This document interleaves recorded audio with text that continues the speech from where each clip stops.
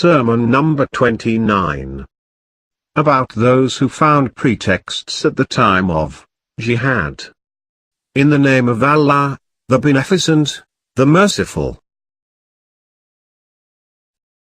A people, your bodies are together but your desires are divergent.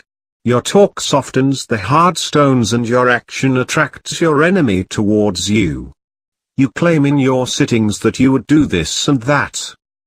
But when fighting approaches, you say, to war, turn thou away, that is flee away. If one calls you, for help, the call receives no heed. And he who deals hardly with you his heart has no solace. The excuses are amiss, like that of a debtor unwilling to pay. The ignoble cannot ward off oppression. Right cannot be achieved without effort.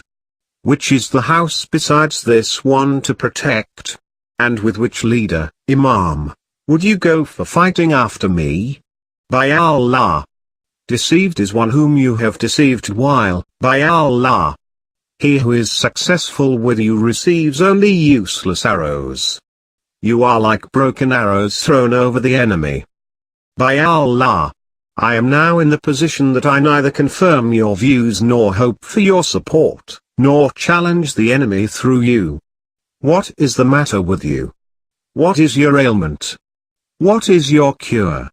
The other party is also men of your shape, but they are so different in character. Will there be talk without action, carelessness without piety and greed in things not right?